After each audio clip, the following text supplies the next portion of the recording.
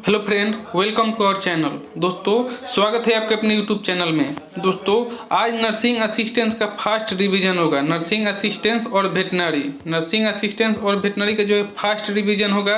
आपको मात्र 20 से 25 मिनट का टाइम लिया जाएगा और इसमें जो है आपको 50 क्वेश्चन हल किया जाएगा। ठीक है, 50 क्वेश्चन में आप देखिए, आप 50 में से अगर 35 भी कर लेते हैं दोस्तों, तो समझिए कि आप 100% तैयारी कर रहे हैं और आपका सिलेक्शन इस टाइम मतलब इस वर्ष जो है 2023 में हो जाएगा।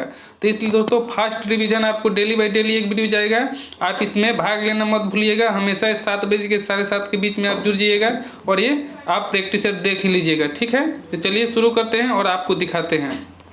तो दोस्तों, फर्स्ट आपका क्वेश्चन पूछा है, कुन्नू राष्ट्रीय उद्यान कहाँ स्थित है। तो कुन्नू राष्ट्रीय उद्यान आपको दोस्तों इसलिए पूछा गया है क्योंकि अभी देखें कि 2-3 माह पहले जो था कि चीता जो था आपको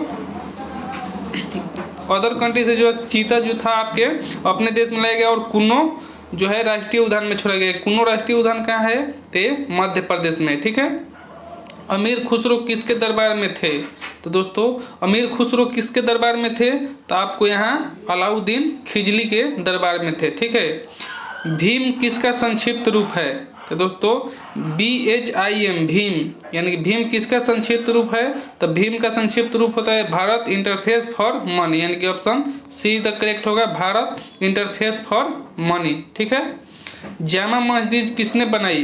तो दोस्तों, जामा मस्जिद किसने बनवाई थी, तो आप जानते हैं कि जामा मस्जिद जो था शाहजहां ने ही बनवाया था। ठीक है, नदियों के उत्तर से दक्षिण की क्रम। दोस्तों देखिए, नदियों से कह रहा है, नदियों के जो है उत्तर से दक्षिण की तरफ कौन बहती है, तो आपको ध्यान देना है दोस्तों, इसमें आपका सिंधु, झेलम और जो है चिनाब और रावी। सिंधु, झेलम, चिनाब और रावी, ये जो है आपका option D is the correct होगा, क्योंकि ये उत्तर से दक्षिण के क्रम में बहती है। ठीक है, कावेरी जल विवाद किस राज्य में है। दोस्तों, कावेरी, देखिए हमेशा एक कावेरी जब आपको देखे तो आप इसको याद रखिएगा, क से कावेरी, और ये जो है कर्नाटक में आपका है। ठीक है, कावेरी कर्नाटक में है। ठीक है, कावेरी जल विवाद जो है आपका कर्नाटक में स्थित है। ठीक है, 7 नंबर देखिए क्या पूछा है, प्रथम नोबेल पुरस्कार विजेता भारतीय कौन है। यानी कि दोस्तों, प्रथम भारत में सबसे पहले नोबेल पुरस्कार किसने जीता था, तो रविंद्रनाथ टैगोर ने जीता था प्रथम नोबेल पुरस्कार। ठीक है, टीपू सुल्तान कहाँ के शासक था। तो दोस्तों, टीपू सुल्तान कहाँ के शासक था, तो मैसूर का शासक था टीपू सुल्तान। ठीक है, ये देखिए एक बहुत ही डिफिकल्ट क्वेश्चन है, मानव निर्मित सबसे बड़ी झील भारत में कौन सी है। मानव निर्मित जो झील है भारत में सबसे बड़ी कौन सी है, तो आपको याद रखिएगा मानव। इसमें मानव से रिलेटेड एक ही नाम है, गोविंद। गोविंद जो है मानव से रिलेटेड है, बाकी देखिए बुलर, फतेह सागर, आनंद सागर, ये सब अलग है, लेकिन मानव निर्मित जो है आपका गोविंद सागर, यानी कि गोविंद याद रखिएगा, मानव यहाँ गोविंद यानी कि आदमी है, यानी कि गोविंद सागर। ठीक है, तो मानव निर्मित आपका झील कौन हो जाएगा, Govind Sagar, option A is the correct होगा।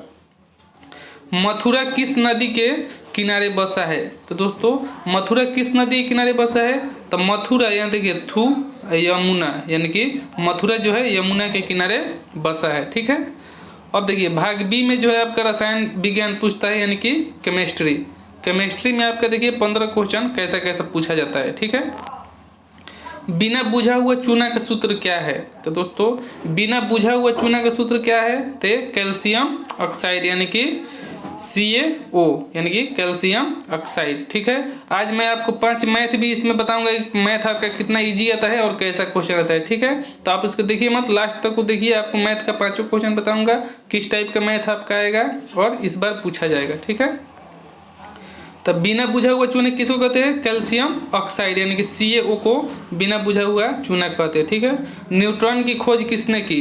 तो दोस्तों, न्यूट्रॉन की खोज आपको मैंने बताया था कि चैडविक ने किया था, तो ये देखिए जेम्स लगा दिया, तो कंफ्यूज मत होइएगा, जेम्स चैडविक जो है आपका न्यूट्रॉन की खोज करता है। 13 नंबर पूछा है, परमाणु द्रव्यमान प्रोटॉन किससे मिलकर बना होता है। तो दोस्तों, परमाणु द्रव्यमान प्रोटॉन जो होता है किससे मिलकर बना होता है, तो प्रोटॉन प्लस न्यूट्रॉन से मिलकर बना होता है, यानी कि ऑप्शन ये इज द करेक्ट होगा। ठीक है, पहली कक्षा में अधिकतम इलेक्ट्रॉन की संख्या होती है। तो दोस्तों, पहली कक्षा में इलेक्ट्रॉनों की संख्या कितनी होती है, तो आपका 2 होती है, यानी कि प्रथम कक्षा में जो है इलेक्ट्रॉनों की संख्या हमेशा 2 होती है, ठीक है। क्योंकि आप जानते हैं 2 8 8 करके 2 5 6 कर करके आपको इलेक्ट्रॉनिक विन्यास से जाता है, तो प्रथम कक्षा में हमेशा क्या होता है 2 इलेक्ट्रॉन ही होते हैं, ठीक है। बाह्य कक्षा में अधिकतम इलेक्ट्रॉन हो सकते हैं, तो बाह्य कक्षा में सबसे ज़्यादा अगर इलेक्ट्रॉन होंगे तो कितना होंगे दोस्तों, तो आपको यहाँ होगा बाह्यतम कक्षा में अधिक से अधिक 8 इलेक्ट्रॉन होते हैं, ठीक है। प्रथम कक्षा में जो है 2 और बाह्य कक्षा में 8, याद रखिएगा दोनों में से एक क्वेश्चन आपको पूछा जाएगा। द्रव्य न नष्ट हो सकता है और न ही बनाया जा सकता है, कौन सा है दोस्तों, द्रव्य जो है न नष्ट हो सकता है और न ही बनाया जा सकता है, किस नियम पे आधारित है, तो ये आपके करेक्ट आंसर हो जाएगा द्रव्यमान संरक्षण का नियम पे आधारित है, द्रव्यमान संरक्षण के नियम पे आधारित है, ठीक है। इलेक्ट्रॉन की खोज, तो यहाँ चैडविक जो हो गया आपका इलेक्ट्रॉन होता है, ठीक है। न्यूट्रॉन की खोज चैडविक आप जान गए, और इलेक्ट्रॉन की खोज दोस्तों किसने किया था, तो इलेक्ट्रॉन की खोज आपको बताया था मैंने, जे थॉमसन जो है इलेक्ट्रॉन की खोज किया था, ठीक है। Electron J Thomson, neutron Chadwick, ठीक है। इलेक्ट्रॉन जे थॉमसन, ये जो है चैडविक जो है ये क्या चीज न्यूट्रॉन की खोज किया था, ठीक है, न्यूट्रॉन। इलेक्ट्रॉन की खोज जे थॉमसन। अंगूर में शर्करा होता है, तो दोस्तों अंगूर में कौन सा शर्करा होता है, तो आप जानते हैं कि अंगूर में जो होता है आपका ग्लूकोज शर्करा होता है, ग्लूकोज जो है यही शर्करा होता है अंगूर में, ठीक है। दहन में सहायक गैस है, यानी कि जलने में कौन सी गैस सहायक है दोस्तों, तो आप बताएंगे, देखिए यहाँ देखने में तो लगता है कि दहन में कौन सा गैस सहायक है, तो यहाँ देखने में आपको लगता है कि कार्बन डाइऑक्साइड है, इसी से हम लोग फूंकते हैं तो जलता है, लेकिन आपका ये नहीं होता है, ठीक है। दहन में सहायक जो गैस होता है आपका ऑक्सीजन होता है, यानी कि O2 ऑक्सीजन होता है, ठीक है। क्योंकि जब हम लोग फूंक मारते हैं तो जो वायु में ऑक्सीजन होता है वहीं जाकर के आग में लगता है और धर लेता है, तो दहन में हमेशा सहायक ऑक्सीजन होता है, ठीक है। और ये जो है आग बुझाने में जो है आपका कार्बन डाइऑक्साइड होता है। ओजोन है, ओजोन क्या है दोस्तों, एकल पारंपरिक या द्विपारंपरिक या त्रिपारंपरिक या अष्ट पारंपरिक, तो दोस्तों ओजोन क्या है, तो ओजोन जो है आपका त्रिपारंपरिक है, यानी कि ओजोन का जो सूत्र होता है O3 होता है, ठीक है। O3 भी कहते हैं, या त्रिपारंपरिक जो है आपका प्राणविक, आपका आंसर हो जाएगा ओजोन जो है त्रिपारमाणविक जो है आपका आंसर हो जाएगा, या O3 देगा तो O3 हो जाएगा, ठीक है। कैथोड किरणें है, कैथोड किरणें क्या है दोस्तों, तो कैथोड किरणें जो होता है आपका विद्युत चुंबकीय तरंग होते हैं, विद्युत चुंबकीय तरंग होते हैं कैथोड किरणें, ठीक है।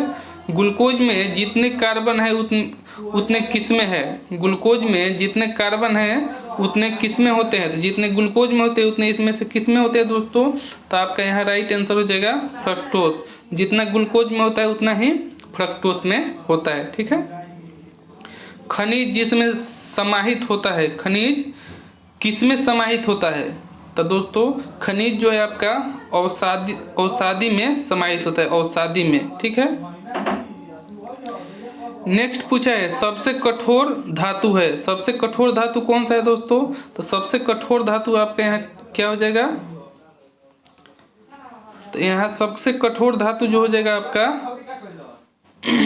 टंगस्टन, टंगस्टन जो यहाँ सबसे कठोर धातु है, ठीक है, टंगस्टन, क्योंकि ये बहुत ही कम गलता है, क्योंकि यही जो है टंगस्टन क्या है बल्ब के फिलामेंट में यूज किया जाता है, जिससे कि वो गलता नहीं है, ठीक है। सबसे कठोर धातु इसमें जो दिया गया है टंगस्टन आपका राइट आंसर हो जाएगा, ठीक है। घरेलू गैस सिलेंडर में कौन सी गैस भरी जाती है, देखिए कितना इंपॉर्टेंट क्वेश्चन, तो घरेलू गैस सिलेंडर में कौन सी गैस भरी जाती है, तो दोस्तों आपका ब्यूटेन गैस जो है आपकी घरेलू गैस सिलेंडर में भरी जाती है, ठीक है। आपका 15 यहाँ केमिस्ट्री का खत्म हो गया, और 15 आपका जीव विज्ञान यानी कि बायोलॉजी का यहाँ से स्टार्ट हो गया। देखिए बायोलॉजी एक कैसा क्वेश्चन है, मानव मस्तिष्क खोपड़ी किस प्रकार की होती है, यानी कि मानव मस्तिष्क का जो खोपड़ी होती है किस प्रकार की होती है दोस्तों, तो यहाँ जो आपका करेक्ट आंसर हो जाएगा डाइकोंडेलिक, डाइकोंडेलिक जो है आपका फर्स्ट यानी कि ऑप्शन करेक्ट होगा, डाइकोंडेलिक जो है मानव मस्तिष्क का खोपड़ी होता है, ठीक है। सलाइवरी ग्रंथियाँ कितनी जोड़ी में होती है, सलाइवरी ग्रंथियाँ कितनी जोड़ी में होती है दोस्तों, तो सलाइवरी ग्रंथियाँ जो है आपका 3 जोड़ी में होती है, यानी कि 3 जोड़ी में यानी कि 6 होती है, सलाइवरी ग्रंथियाँ कितनी होती है 6 होती है, 3 जोड़ी। 8 नंबर पूछा है कांडला किसको जोड़ता है, यानी कि कांडला एक उत्तक है, यह किसको जोड़ता है दोस्तों? तो कांडला जो है आपका पेशी को हड्डी से जोड़ता है, यानी कि पेशी जो होता है शरीर में उसको हड्डी से जोड़ने का काम कौन सा करता है? कांडला। ठीक है। 29 नंबर पूछा है प्राणी विज्ञान का जनक किसे कहा जाता है? दोस्तों प्राणी विज्ञान के जनक तो मैंने आपको बहुत ही पहले बता दिया है कि आपको जो है अरस्तु को कहा जाता है प्राणी विज्ञान का जनक, यानी कि जीव विज्ञान का जनक या प्राणी विज्ञान कहिए, ठीक है, या बायोलॉजी कहिए, ठीक है। अरस्तु आपका करेक्ट आंसर हो जाएगा। एंटीबॉडी में कौन सी प्रोटीन होती है? तो दोस्तों एंटीबॉडी में कौन सी प्रोटीन होती है? तो ग्लोब्यूटिन जो है आपका एंटीबॉडी में प्रोटीन होती है। ग्लोब्यूटिन जो है आपका एंटीबॉडी में प्रोटीन होती है। जन्म से कौन होने वाला रोग को क्या कहते हैं? जन्म से होने वाले रोग को क्या कहते हैं दोस्तों? ये तो आप जानते हैं कि जन्म से होने वाले रोग को क्या कहते हैं? तो जन्मजात कहते हैं। ठीक है, जन्म से होने वाले रोग को जन्मजात रोग कहते हैं। 32 नंबर पूछा है फ्लोराइड पानी से प्रभावित अंग है, यानी कि फ्लोराइड पानी से प्रभावित अंग है, कौन सा है दोस्तों? तो फ्लोराइड पानी से प्रभावित अंग है दांत प्लस हड्डियाँ, दांत प्लस हड्डियाँ। ठीक है। 33 नंबर पूछा है ग्रीक दार्शनिक के अनुसार अविभाजित कण होते हैं। तो ग्रीक दार्शनिक के अनुसार अविभाजित कण होते हैं, कौन सा दोस्तों? तो अविभाजित कण जो इसमें होते हैं आपका करेक्ट आंसर हो जाएगा परमाणु। ठीक है, परमाणु। ये देखिए केमिस्ट्री का क्वेश्चन इसमें डाल दिया है। तो यहाँ ग्रीक दार्शनिक के अनुसार जो विभाजित कण होते हैं परमाणु। फ्लोराइड जल होता है, तो फ्लोराइड जल किसमें होता है दोस्तों? तो फ्लोराइड आपका जल जो होता है भूजल में होता है, फ्लोराइड जल। ठीक है, फ्लोराइड जल भूजल में होता है। ब्रिक की इकाई है, यानी कि ब्रिक की इकाई क्या है दोस्तों? तो ब्रिक की इकाई आपका होती है नेफ्रॉन। ठीक है, नेफ्रॉन में जो है ब्रिक का अध्ययन किया जाता है, या ब्रिक की इकाई जो होती है सही मतलब की कही है, इकाई कही है इसका नेफ्रॉन होती है।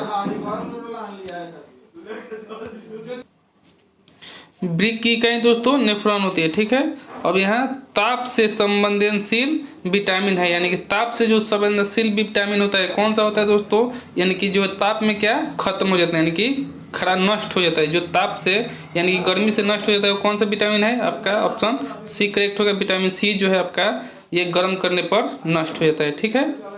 रोडोप्लिसिन, रोडोप्लिसिन में कौन सा विटामिन होता है? रोडोप्लिसिन में कौन सा बीमारी होता है दोस्तों?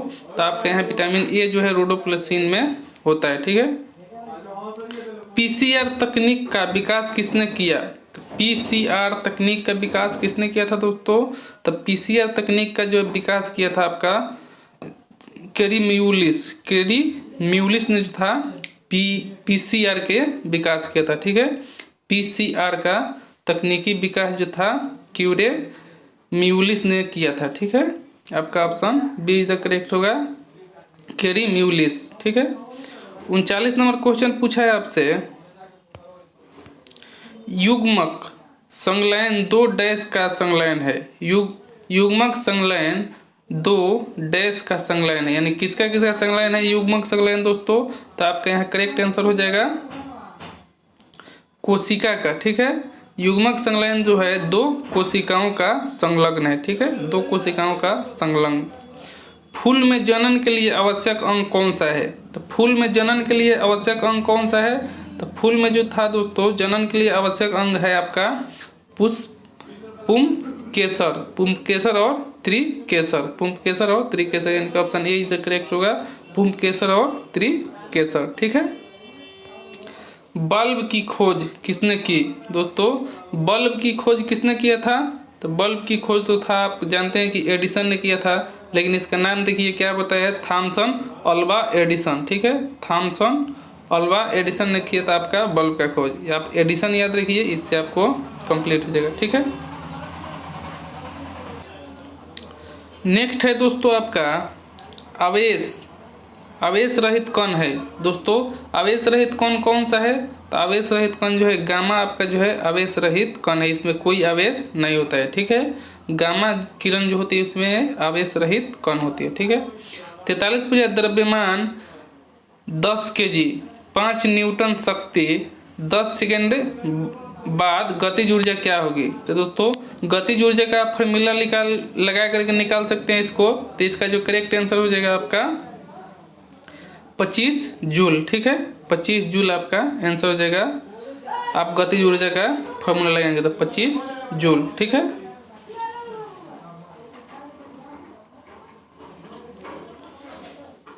सॉरी फिर से यहाँ देख लीजिए। द्रव्यमान अगर 10 kg 5 न्यूटन शक्ति और जो है आपका दोस्तों आपका जो है यहाँ 43 का क्या हो जाएगा 125 जूल आपका आंसर हो जाएगा करेक्ट आंसर। द्रव्यमान अगर 10 kg है 5 न्यूटन का अगर शक्ति लगा रहा है तो 10 सेकंड बाद उसका गतिज ऊर्जा जो हो जाएगा आपका 125 जूल हो जाएगा। ठीक है, विभवांतर मापने की इकाई है। यदि आप देखिए ये न्यूमेरिकल बनाइए, यदि नहीं बनाए तो आप कमेंट में बताइएगा, मैं इस न्यूमेरिकल को बना करके आपको अगले वीडियो में बता दूंगा। ठीक है, विभवांतर मापने की इकाई है। तो दोस्तों विभवांतर मापने की इकाई क्या है तो वोल्ट मीटर होता है। ठीक है, विभवांतर को किस में मापते हैं वोल्ट मीटर में मापते हैं। ये आपका फिजिक्स का क्वेश्चन 5 है, देख लीजिए। विभवांतर मापने की इकाई वोल्ट मीटर। ठीक है, 45 पे 10 ग्राम द्रव्यमान वाली एक वस्तु का संवेग 150 ग्राम सेंटीमीटर से में से जो वस्तु का वेग सेंटीमीटर पर सेकंड में है। तो दोस्तों यदि 10 ग्राम द्रव्यमान वाली वस्तु का संवेग अगर 150 ग्राम है तो वस्तु का वेग जो है सेंटीमीटर पर सेकंड में क्या होगा। तो इसका करेक्ट आंसर हो जाएगा आपका 15। ठीक है, 15 इसका आंसर हो जाएगा, 15 सेंटीमीटर पर सेकंड। अब आपका देखिए 5 गणित का क्वेश्चन आ गया। तो गणित का क्वेश्चन देखिए कितना इजी आता है। ए एक काम को 8 घंटे में करता है, बी उसी काम को 16 घंटे में करता है, तो दोनों मिल करके इस काम को कितने दिनों में करेंगे, यानी कि कितने घंटे में करेंगे। ठीक है, तो इसको देखिए क्या करेंगे। ए अगर 8 घंटे में करता है तो यहाँ ए करिए 8 घंटा, बी जो है आपको कितने में करता है 16 घंटा। तो ए 8 बी 16 दोनों का जो है लघुत्तम समवर्तक ले लीजिए। तो दोनों का लघुत्तम समवर्तक कितना हो गया दोस्तों 16। ठीक है, ये देखिए 8 से अगर 16 में भाग देंगे तो कितना हो जाएगा 2, अगर 16 को 16 से भाग देंगे तो कितना हो जाएगा 1। ये आपका क्या आ गया क्षमता। ये जो है इसका क्या है दिन है, और इसका जो काम करने का क्षमता है, क्षमता कितना है 8 जो है 2 काम करेगा एक घंटे में, और जो है 1 घंटे में 16 जो है एक ही काम करेगा। ठीक है, तो दोनों का क्षमता मिला लेंगे तो 1 + 1 कितना हो जाएगा 2 + 1 कितना 3। टोटल काम कितना है दोस्तों तो 16। तो 16/3 आपका करेक्ट आंसर हो जाएगा, यानी कि option A is the correct हुआ 16/3। ये टाइम एंड वर्क का क्वेश्चन है, आप बहुत से बच्चे जानते ही होंगे। tan 45 का मान, तो दोस्तों tan 45 का मान कितना होगा, तो आप बहुत से बच्चे जानते हैं कि tan 45 का मान हमेशा 1 होता है। ठीक है, अब देखिए वर्गमूल पूछा है कि 92 61 का वर्गमूल क्या होगा। तो दोस्तों 92 61 का वर्गमूल क्या होगा, तो आप वर्गमूल निकालना जानते हैं तो ठीक है, नहीं तो देखिए आप कैसे निकाल सकते हैं। ये क्या करेंगे 2 को छांट देते हैं। ठीक है, तो 2 को छांटने के बाद जो है आपका क्या हो जाएगा 90 बच गया, तो 30 × 90 यानी कि 3 यहाँ आ गया, 3 × 3 = 9।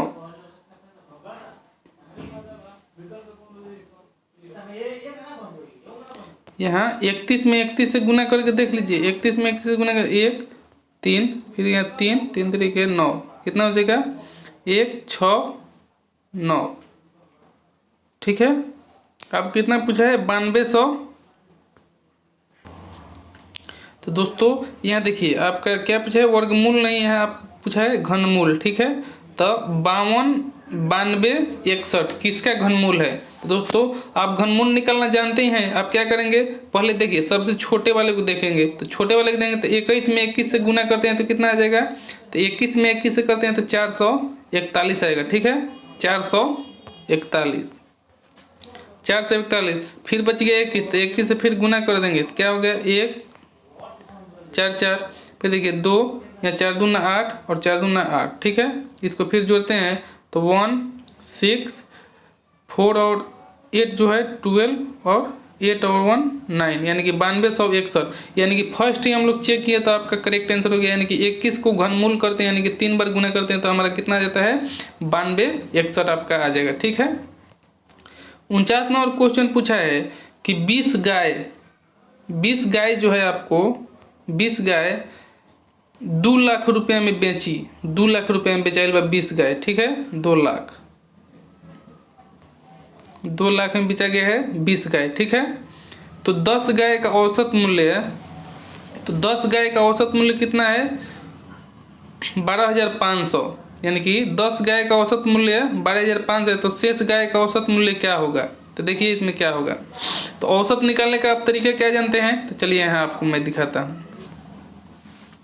तो दोस्तों देखिए यहाँ क्या हो जाएगा आपका, मान लीजिए यहाँ 20 गाय का औसत मूल्य जो है आपका कितना है 2 लाख रुपए है, ठीक है। तो 10 गाय का औसत मूल्य इतना है, ठीक है। तो 10 गाय का यदि औसत बराबर आपका 12,500 है, तो दोस्तों एक गाय का जो है फिर 10 गाय का मूल्य क्या हो जाए, 10 गाय का जो है औसत होता है, ठीक है। अगर 10 गायों का पूरा मूल्य देखा जाए तो 10 गायों का मूल्य क्या हो जाएगा दोस्तों, तो यहाँ 10 गायों का मूल्य हो जाएगा 12,500 और गुने 10, यानी कि आपका जो हो जाएगा 1,25,000, 1,25,000 आपका हो जाएगा, ठीक है।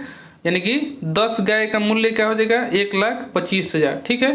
तो आप क्या करेंगे 20 गाय है, ठीक है। तो 20 लाख का 2 लाख मूल्य है, तो 2 लाख मूल्य से क्या करेंगे 1,25,000 आप घटा लेंगे, तो आपका 10 गाय का जो है कितना आ जाएगा 75,000, 75,000 जाएगा। तो पूछा है क्या कि सेम जो है आपका 10 गायों का औसत मूल्य क्या होगा, तो 10 गायों का औसत के मूल्य क्या होगा, तो 75,000 बटे 10 कर देंगे, तो 1 0 से 1 0 कट गया, यानी कि 7,500 यानी कि 7,500, यानी कि करेक्ट आंसर आपका जो है यहाँ बी हो जाएगा, ठीक है। 7,500 आपका बाकी गायों का औसत मूल्य हो जाएगा।